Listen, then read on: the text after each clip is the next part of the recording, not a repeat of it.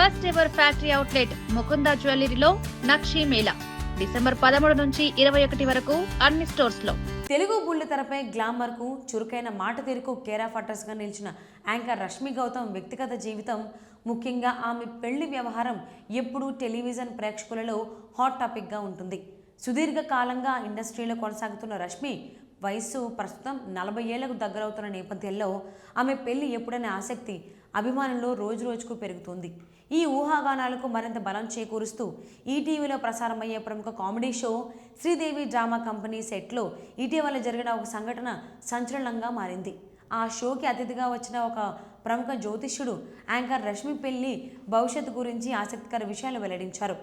బుల్లితెరపై రష్మి, సుడిగాలి సుధీర్ మధ్య on screen chemistry ఎంతగా work out అవుతుందో అందరికీ తెలిసిందే. వీరిద్దరూ రిలేషన్షిప్లో ఉన్నారనే ఊహాగానాలు, కథనాలు గతంలో తరచూ వినిపించేవి. అయితే రష్మి ఎప్పుడూ తన ప్రేమ జీవితం గురించి కానీ, పెళ్లి ప్రణాళికల గురించి కానీ బహిరంగంగా మాట్లాడలేదు.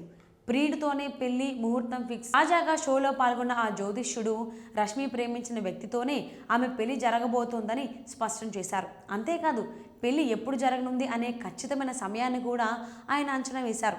ఆ జ్యోతిష్యుడి జోస్యం ప్రకారం 2026 ఆగస్టు నెలలో రష్మి జీవితంలో పెళ్లి బాజాలు మోగే అవకాశం ఉంది. అంటే కేవలం కొద్ది నెలల్లోనే ఈ స్టార్ యాంకర్ వైవాహిక జీవితంలోకి అడుగుపెట్టనున్నారు.